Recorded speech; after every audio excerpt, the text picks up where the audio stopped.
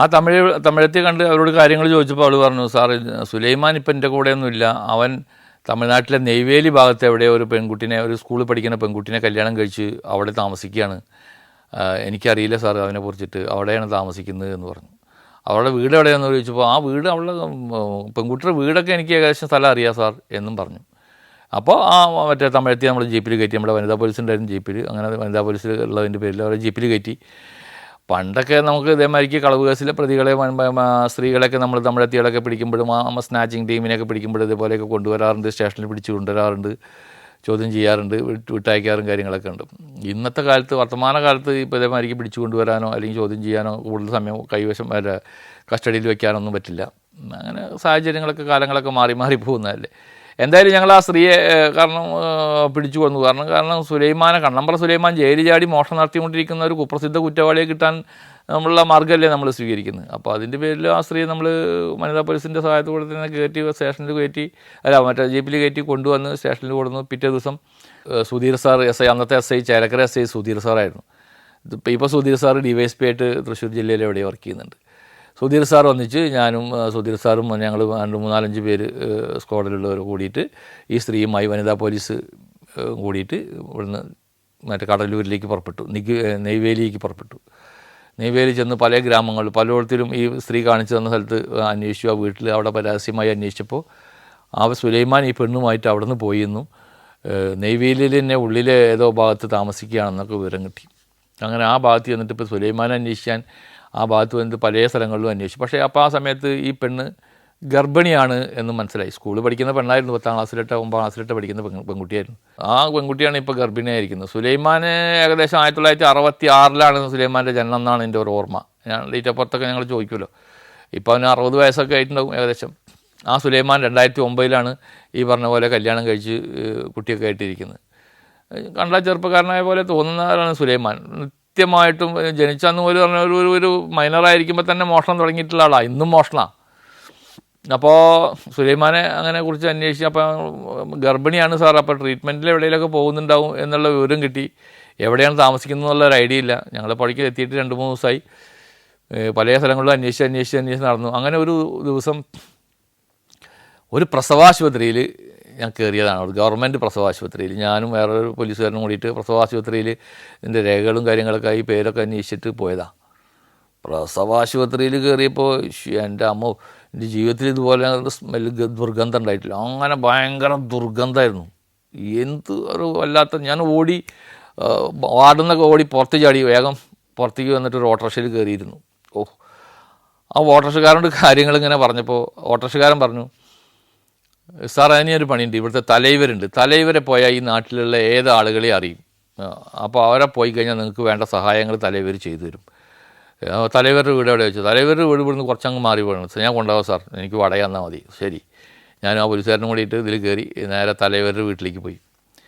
തലൈവരുടെ അടുത്ത് പോയപ്പോൾ തലൈവർക്ക് ഭയങ്കര കാര്യമായി, കാര്യങ്ങൾ ഇരുന്ന് സംസാരിച്ചു. തലൈവർ അവിടുന്ന് 2 ഫോൺ ചെയ്തിട്ട് പലരോടും ഫോൺ ചെയ്ത് അവരുടെ ശിങ്കിടികളോടൊക്കെ ഫോൺ ചെയ്ത് പറഞ്ഞപ്പോൾ ഒരു ശിങ്കിടി പറഞ്ഞു, സാർ ഒരു മലയാളി താൻ ഇവിടെ ഉണ്ട്, അവൻ ഇടയ്ക്കിടയ്ക്ക് നാട്ടിൽ പോയി വരുന്നുണ്ട്, അവനവിടെ ഫൈനാൻസ് നടത്തുക എന്നാണ് ഇവിടെ പറയുന്നത്.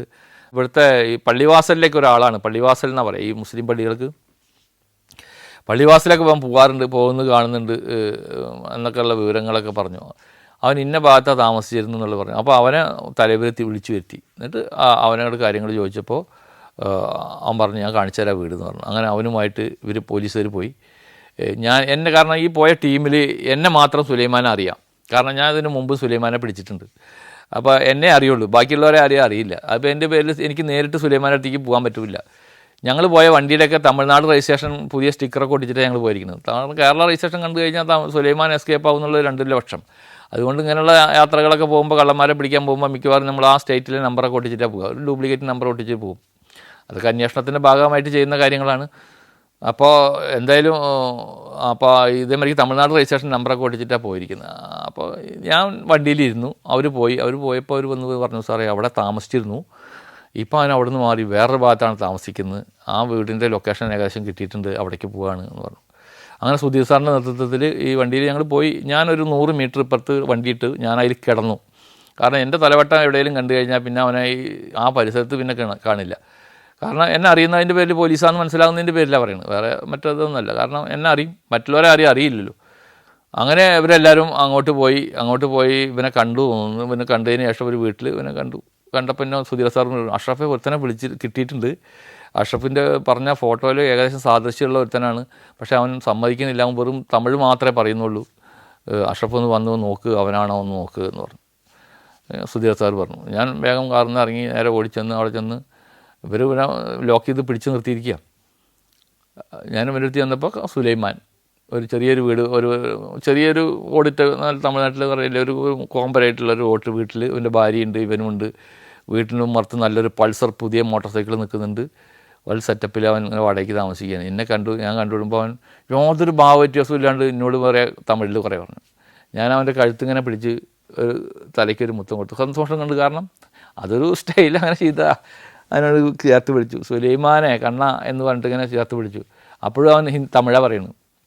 എന്തായാലും വേണ്ടില്ല, നമ്മൾ അവനെ വണ്ടിയിൽ കയറ്റി വിലങ്ങ് വെച്ചു. അപ്പം തന്നെ വിലങ്ങ് വെച്ചു. സാർ ഇത് സുലൈമാൻ തന്നെ, വേറെ ഇതൊന്നുമില്ല പറഞ്ഞു. അവൻ തമിഴ് പറഞ്ഞുകൊണ്ടേ ഇരിക്കുക, തമിഴിനെ പോലെ തമിഴ് പറഞ്ഞുകൊണ്ടിരിക്കുക. എന്തായാലും വണ്ടി കയറ്റി അവൻ്റെ ഒരു പൾസർ മോട്ടോർ സൈക്കിൾ ഉണ്ടായിരുന്നു. ഇതാരുടെ മോട്ടോർ സൈക്കിൾ ചോദിച്ചപ്പോൾ ഇത് തന്നെയാണ് മോട്ടോർ സൈക്കിൾ എന്ന് പറഞ്ഞു. അപ്പോൾ കേരള രജിസ്ട്രേഷനിലുള്ള പൾസർ മോട്ടോർ സൈക്കിളാണ്, പുതിയ വണ്ടിയാണ്. മനസ്സിലായി, ഇത് എന്തായാലും അവൻ മേടിക്കുന്നതല്ല എന്ന് മനസ്സിലായി. സാജൻ എന്ന് പറഞ്ഞ പോലീസുകാരുണ്ട് ഞങ്ങൾ. സാജനും വേറൊരു പോലീസുകാരനും കൂടിയിട്ട് ആ വണ്ടി എടുത്തു. നേരെ നാട്ടിലേക്ക് നമ്മളവിടെ നിന്ന് പുറപ്പെട്ട് തിരിച്ചു. രാത്രിയോട് കൂടിയിട്ട് പഴയന്നൂർ പോലീസ് സ്റ്റേഷനിലെത്തി. അപ്പോൾ പഴയ കേരള ബോർഡർ എത്തിയപ്പോൾ അവൻ മലയാളം പറയാൻ തുടങ്ങി. എന്നിട്ട് എന്നോട് പറഞ്ഞു, അന്നൊരു ഈ പറഞ്ഞ മാതിരിക്ക് നോമ്പ് കാലൊക്കെയാണ്. അവൻ എന്നോട് പറഞ്ഞു, അഷ്റഫ് സാറേ, ഞാനെല്ലാം പറയാം സാറേ, എന്നോടൊന്നും അങ്ങനെ ചെയ്യരുത് സാർ, ഞാൻ എല്ലാം പറഞ്ഞു തരാം സാർ, അവർക്കാർക്കും ഒന്നും വിട്ടുകൊടുക്കരുത് സാർ എന്നൊക്കെ പറഞ്ഞു. ശരി. പഴയന്നൂർ സ്റ്റേഷനിലെത്തിയപ്പോൾ ഇന്ന് രാത്രി വളരെ വൈകിട്ടാണ് എത്തിയത്. അപ്പോൾ ഞങ്ങൾ പറഞ്ഞു ഞാൻ കാലത്ത് വരാം എന്ന് പറഞ്ഞിട്ട് അവനെ ലോക്കപ്പിലിടുമ്പോൾ അവൻ പറഞ്ഞു, സാറേ എനിക്കൊരു പേനയും പേപ്പറും വേണം സാർ. അങ്ങനെയാണ് ചില കള്ളന്മാരങ്ങനെ, വേറെ ചോദിക്കേണ്ട ആവശ്യമൊന്നും വരുന്നില്ല നമുക്ക്. എനിക്കൊരു പേനയും പേപ്പറും വേണം സാർ എന്ന് പറഞ്ഞു. തരടാന്ന് പറഞ്ഞു. അങ്ങനെ ഞാനൊരു പേപ്പറും ഒരു റീഫില്ലും കൊടുത്തു. പേനയുടെ കവറൊക്കെ എടുത്ത് കളഞ്ഞിട്ട് ഒരു റീഫില്ലും ഒരു പേപ്പറും കൊടുത്തു. ശരി, നാളെ കാണാം എന്ന് പറഞ്ഞിട്ട് പുലർച്ചെ ഞങ്ങൾ വളരെ വൈകിട്ടാണ് എത്തിയിരിക്കുന്നത്. അത് കൊടുത്തിട്ട് ഞങ്ങൾ തിരിച്ചു പോന്നു. പിറ്റേന്ന കാലത്ത് ഞങ്ങളൊക്കെ വീട്ടിൽ പോയി. പിറ്റേന്ന കാലത്ത് നേരത്തെ ഒരു 8 മണി, ഒരു 7-7:30 മണിയോട് കൂടി ഞങ്ങൾ വീണ്ടും സ്റ്റേഷനിലെത്തിയപ്പോൾ ഈ പേപ്പർ നിറയെ അവൻ കുറ്റകൃത്യങ്ങൾ, ജയിലിൽ ചാടിയതിന് ശേഷമുള്ള ഓരോ ഇൻസിഡൻറ്റുകൾ എഴുതി വച്ചിരിക്കുക. 44 കേസുണ്ടായിരുന്നു. ഇവൻ എന്താ ചെയ്യാന്ന് വെച്ച് കഴിഞ്ഞാൽ, കടലൂർ നെയ്വേലിയിൽ നിന്ന് വരും, നാട്ടിൽ വരും, ഏതെങ്കിലും 1-2 വീടുകൾ HB നടത്തും. HB എന്ന് പറഞ്ഞാൽ ഹൗസ് ബ്രേക്കിംഗ്, വീട് കുത്തിപ്പൊളിച്ച് സ്വർണ്ണം എടുക്കും, ആ സാധനങ്ങളൊക്കെ എടുക്കും. എന്നിട്ട് പരിസരത്തു നിന്നുള്ള ഏതെങ്കിലും മോട്ടോർ സൈക്കിൾ എടുക്കും, നേരെ കടലൂർ ചെല്ലും, ഈ നെയ്വേലി ചെല്ലും. നെയ്വേലി ചെന്നിട്ട് മോട്ടോർ സൈക്കിൾ ആർക്കെങ്കിലും കൊടുക്കും, അവനോ സുഖമായിട്ട് അവിടെ ജീവിക്കും. ഈ മോട്ടോർ സൈക്കിൾ കൊടുക്കുമ്പോൾ അവൻ പറയുന്നത് ഫൈനാൻസ് പിടിച്ചു കൊടുക്കുന്നതാണ്, എനിക്ക് നാട്ടിൽ ഫൈനാൻസാണ്. അവിടെ പറയുന്നത് അങ്ങനെയാണ്, നാട്ടിൽ ഫൈനാൻസാണ്, അപ്പോൾ അത് പിടിച്ചുകൊണ്ടിരുന്നതാണ്, രേഖകളൊക്കെ പിന്നീട് തരാം എന്ന് പറഞ്ഞിട്ടാണ് ഓരോരുത്തർക്കും മോട്ടോർ സൈക്കിൾ കൊടുക്കുന്നത്. ആ മോട്ടോർ സൈക്കിൾ കൊടുക്കും, ആ പൈസയൊക്കെ തീർന്നു കഴിഞ്ഞാൽ വീണ്ടും അവൻ വരും, വീണ്ടും മോഷണം നടത്തും. അങ്ങനെയാണ് അവൻ്റെ പരിപാടി. അങ്ങനെയാണ് പാമ്പാടിയിലത്തെ കേസും അവൻ ചെയ്തിരിക്കുന്നത്. ഓരോ കൃത്യങ്ങൾ ചെയ്യുമ്പോഴും അവിടെ നിന്ന് ഈ മോട്ടോർ സൈക്കിൾ ഓടിച്ചിട്ടാണ് അവൻ നെയ്വേലി വരെ പോകുന്നത് കേരളത്തിൽ നിന്ന്. അപ്പോൾ ഈ ഞങ്ങൾ കൊണ്ടുവന്ന മോട്ടോർ സൈക്കിൾ ചിറ്റൂർ ഭാഗത്തുള്ള ഒരു RTOയുടെ മോട്ടോർ സൈക്കിളായിരുന്നു, പുതിയ മോട്ടോർ സൈക്കിൾ. അയാൾ പുതിയ മോട്ടോർ സൈക്കിൾ, പൾസർ മോട്ടോർ സൈക്കിളായിരുന്നു അത്. പൾസറാണ് എൻ്റെ ഓർമ്മ. ആ പുതിയ മോട്ടോർ സൈക്കിൾ അത് ഓടിച്ചാൽ നമ്മുടെ പോലീസുകാർ അവിടെ നിന്ന് നെയ്വേലിയിൽ നിന്ന് ഇങ്ങോട്ട് ഇതുവരെ വന്നത്. അങ്ങനെ 44-41 കേസുകൾ എഴുതി തന്നു. ഓരോന്നിലും ഓരോ HBക്കും ഓരോ ഇതിൽ വരുമ്പോഴും ഓരോ മോട്ടോർ സൈക്കിളായിട്ടാണ് തിരിച്ചു പോകുന്നത്. വീട് കുത്തിപ്പൊളിച്ച് സ്വർണ്ണാഭരണങ്ങൾ മറ്റെടുക്കുന്നതിൻ്റെ ഒപ്പം ഇത് എടുത്തിട്ട് പോകും. അപ്പോൾ ഈ കേസുകൾ ചെർപ്പളശ്ശേരി, കോങ്ങാട്, ഒറ്റപ്പാലം, അങ്ങനെ പാലക്കാട്, തൃശ്ശൂർ ജില്ലകളുടെ ഈ ഭാഗം കേന്ദ്രീകരിച്ച് വിവിധ പോലീസ് സ്റ്റേഷനിൽ നിരവധി കേസുകൾ ഡിറ്റക്ഷനായി ആ ഒരൊറ്റപ്പിടുത്തത്തിൽ. ഇതൊക്കെ പിന്നീട് ഇവനായിട്ട് കോടതിയിൽ ഹാജരാക്കി, നമ്മുടെ പാമ്പാടി കേസിനടക്കം എല്ലാ കേസിലും ഹാജരാക്കിയിട്ടാണ് നമ്മൾ ഇവനെ വീണ്ടും കസ്റ്റഡിയിൽ മേടിക്കുന്നത്. അപ്പോൾ ഈ പാമ്പാടി കേസിൽ ഇവൻ്റെ കൺഫെഷനിൽ പറയുന്നുണ്ട്, അന്ന് വൈകുന്നേരത്തോട് കൂടിയിട്ട് ഇവർ ഉറങ്ങുന്നതിന് മുമ്പ് തന്നെ ഈ വീട്ടിൽ അവൻ എത്തിയിട്ടുണ്ട്. അതിൻ്റെ വീട്ടിൻ്റെ പുറകിലിരിക്കുകയായിരുന്നു. അങ്ങനെയാണ് ഇവർ ഈ ചാവി കൊണ്ടുപോയിട്ട് പൂട്ടി അലമാറയുടെ ചാവിയൊക്കെ കൊണ്ടുപോയിട്ട് തലാണിൻ്റെ അടിയിൽ വയ്ക്കുന്നത് ഇവൻ കണ്ടിട്ടുണ്ട്. അങ്ങനെയാണ് ജനലിനുള്ളിൽ കൂടെ അവൻ കാണുന്നുണ്ട്. അങ്ങനെ വളരെ വൈകി അവൻ ഈ ജനൽ പൊളിച്ച് അകത്ത് കടന്ന് തലയാണിൻ്റെ അടിയിൽ അവൻ വയ്ക്കുന്നത് കണ്ടിരുന്ന ആ ചാവി അവർ വീട്ടുകാരെ ഉണർത്താതെ, ഈ ജനൽ പൊളിക്കുമ്പോഴും അവർ ഉണർന്നിട്ടില്ല, അത്രയും ഉറക്കത്തിലായിരിക്കുമല്ലോ എല്ലാവരും സാധാരണ. ആ ചാവി അതിൻ്റെ അടിയിൽ നിന്ന് എടുത്ത് നേരെ കൊണ്ടുപോയി ജനൽ ആലമാറ തുറന്ന് മോഷണം നടത്തിയിട്ട് അവൻ പോകുന്നത്. അപ്പോൾ നമ്മുടെ സംശയം തീർന്നു. കാരണം പരിചയക്കാരല്ലാതെ ജനലിൻ്റെ അടി തലയാണിൻ്റെ അടിയിൽ വയ്ക്കുന്ന ചാവി ആർക്കറിയാം എന്നൊക്കെയുള്ള നമ്മുടെ സ്വാഭാവികമായിട്ടുള്ള സംശയം ഉണ്ടായിരുന്നത് ആളുകൾക്കൊക്കെ. അപ്പോൾ ആ സംശയം അങ്ങനെ ദൂരീകരിച്ച് അങ്ങനെ അത്രയും കുറ്റകൃത്യങ്ങൾ, അത്രയും കേസുകളിൽ ആ കാര്യങ്ങൾ ചെയ്ത് ഇവനെ വീണ്ടും കസ്റ്റഡിയിൽ മേടിച്ചിട്ട് ഞങ്ങൾ കടലൂരിലേക്ക് പോവുകയാണ്.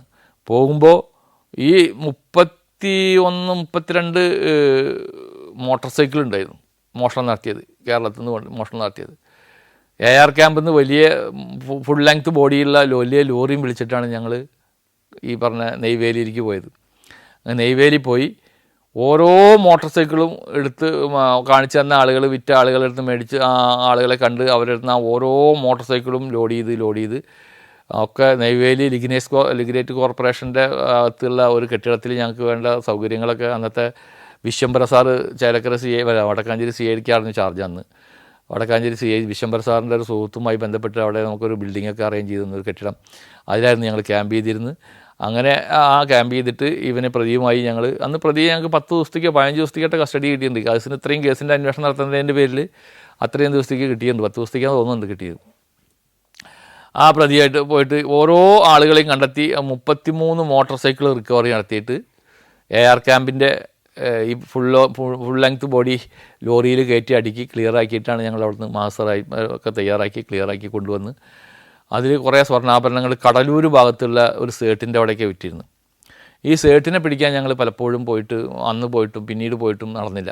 കാരണം അവിടുത്തെ ലോക്കൽ പോലീസിൻ്റെ സപ്പോർട്ട് സേട്ടുമാർക്കുണ്ടായിരുന്നു. അവിടെ ഒരുപാട് സേട്ടുമാരുള്ള ഒരു ഏരിയയാണ്, സ്വർണ്ണാഭരണങ്ങൾ ഇതുപോലെ. അപ്പോൾ ലോക്കൽ പോലീസ് നമ്മളോട് CAയുടെ അടക്കം ഐഡൻറ്റി കാർഡൊക്കെ ചോദിക്കുക, അവർ സപ്പോർട്ട് ചെയ്യാൻ സഹകരിക്കാണ്ടിരിക്കുന്ന ഒരു അവസ്ഥ ഉണ്ടാവുക. നമുക്കപ്പോൾ പോകാനും പിടിക്കാനും പറ്റാത്ത ഒരു അവസ്ഥയാണ്. കാരണം അവരുടെ സഹകരണം, കൺസെൻറ്റ് പോലീസ് സ്റ്റേഷനില്ല, സഹകരണം ഇല്ലെങ്കിൽ പിടിച്ചിട്ട് വരിക എന്ന് പറഞ്ഞാൽ റിസ്ക്കാണ്. പ്രത്യേകിച്ച് ഈ ജ്വല്ലറി ഉടമകളെയും കാര്യങ്ങളൊക്കെ പിടിച്ചിട്ട് വരുമ്പോൾ പ്രതിഷേധങ്ങളും കാര്യങ്ങളും ഉണ്ടാകും. അപ്പോൾ പോലീസിൻ്റെ സപ്പോർട്ട് ഇല്ലെങ്കിൽ നടക്കില്ല.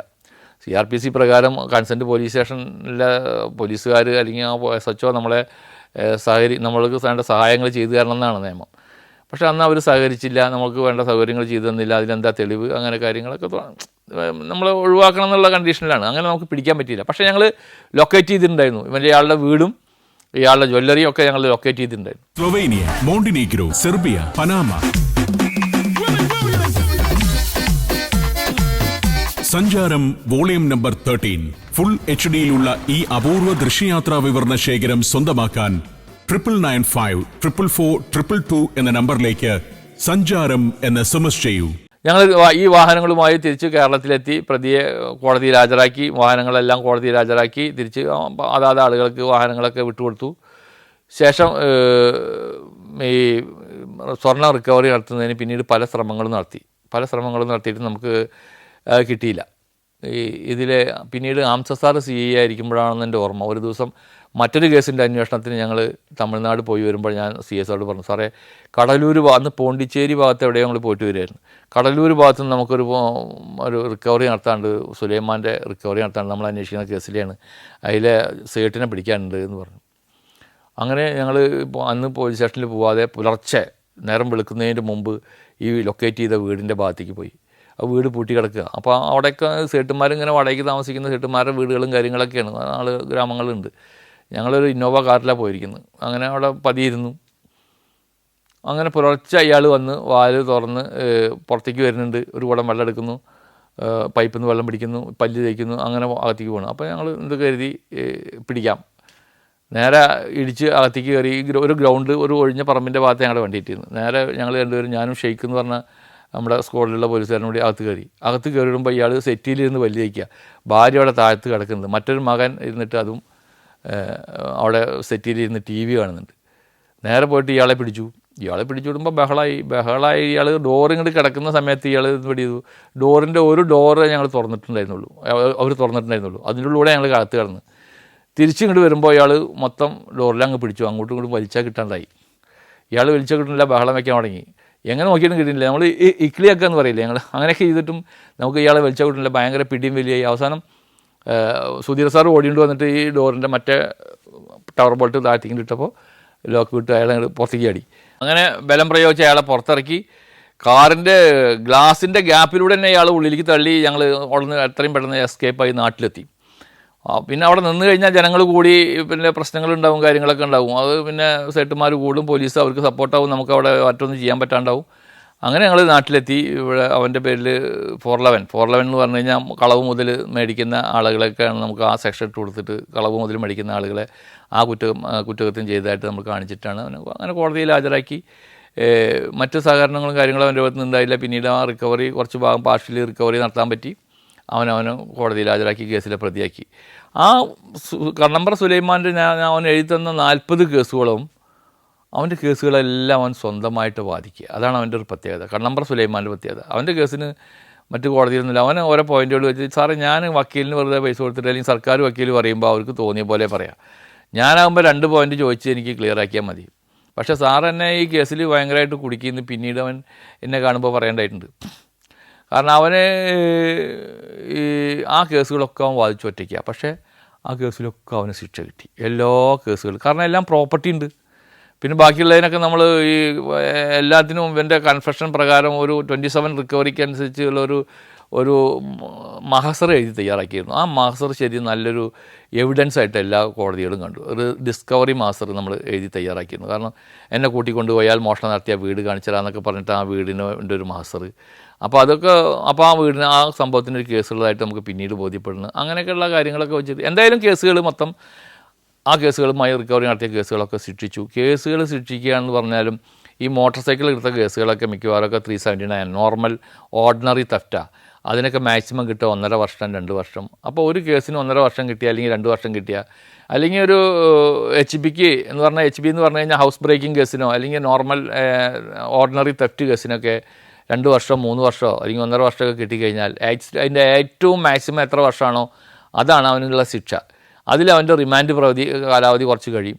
പിന്നെ ബാക്കിയുള്ള കാലാവധി കടന്നാൽ മതി. അത് എല്ലാ 42 കേസിനും ഈ 2 വർഷം കടന്നാൽ മതിയോ പോയി. അതാണ് അതിൻ്റെ നമ്മുടെ ഒരു നിയമത്തിൻ്റെ ഒരു പ്രത്യേകത. അതാണ് നമ്മൾ ഈ 42 കേസിലും 42 സ്ഥലങ്ങളിലാണ്. 42 പോലീസ് സ്റ്റേഷൻ ലിമിറ്റിലായിരിക്കും, അല്ലെങ്കിൽ ഒരു പോലീസ് സ്റ്റേഷൻ ലിമിറ്റിൽ 4-5 കേസുകളായിരിക്കും. എന്തായാലും പല കോടതികളായിരിക്കും. അപ്പോൾ ഓരോ കോടതിയും ഇന്ന കാലാവധി മുതൽ ഇന്ന കാലാവധി സൃഷ്ടിക്കുമ്പോൾ എല്ലാത്തിനും കൂടിയിട്ട് 2 വർഷം കടന്നാൽ മതിയാവും. അങ്ങനെ അവൻ കുറച്ച് കാലം കടന്ന് പിന്നെ അവൻ അപ്പീൽ പോകുമ്പോൾ കുറച്ച് കൊടുക്കും. ഒക്കെ അവൻ തന്നെ ചെയ്യുന്നു. ആകെ അപ്പീൽ അപേക്ഷയ്ക്ക് തയ്യാറേതെങ്കിലും വക്കീലിനെ കണ്ടിട്ട് അപ്പീൽ അപേക്ഷ കൊടുക്കും. ബാക്കി കോടതിയിലെ ആർഗ്യുമെൻറ്റ് സമയത്ത് അല്ലെങ്കിൽ കോടതിയിൽ വിചാരണ സമയത്ത് ഇവൻ തന്നെ അവൻ്റെ കേസുകളൊക്കെ വാദിക്കുന്നു. അങ്ങനെ എന്തായാലും 2-3 വർഷം കഴിക്കുമ്പോഴത്തേക്കും ഈ കേസുകളൊക്കെ കഴിയും. ഇവൻ ആ കേസിൽ പുറത്തിറങ്ങി എല്ലാം കഴിഞ്ഞതിന് ശേഷം വീണ്ടും ഞാൻ അവനെ കാണുന്നുണ്ട്, അല്ലെങ്കിൽ ഇവനെക്കുറിച്ച് നമ്മൾ അന്വേഷിക്കുന്നു. നമ്മൾ ഈ കുറ്റകൃത്യത്തിൽ ഉൾപ്പെട്ടുള്ള ആളുകളെയൊക്കെ ഒരു ഇൻസിഡൻറ്റ് ഉണ്ടാകുമ്പോൾ അന്വേഷിച്ച് പോകും. അങ്ങനെയൊക്കെ അന്വേഷിച്ച് പോയിട്ട് ഒരിക്കൽ നേരാവാവുന്ന വിധത്തിൽ സുധീർ സാറ് ഞാനൊക്കെ കൂടിയിട്ട് ഇവനെ ഒരു വടക്കഞ്ചേരി ഒരു പച്ചക്കറി കടയിൽ നിർത്തി കുറച്ച് കാലം. ഇവൻ്റെ മകളുടെ കല്യാണത്തിൻ്റെ സമയത്ത് ഇവനെ വിളിച്ചു വരുത്തി, CFCയിലൊക്കെ വിളിച്ചു വരുത്തി ചോദ്യം ചെയ്ത് കാര്യങ്ങളൊക്കെ പറഞ്ഞ് പറഞ്ഞ് മനസ്സിലാക്കി. ഇവൻ്റെ കണ്ണമ്പ്രയിലുള്ള മകനെ പറഞ്ഞ് മനസ്സിലാക്കി.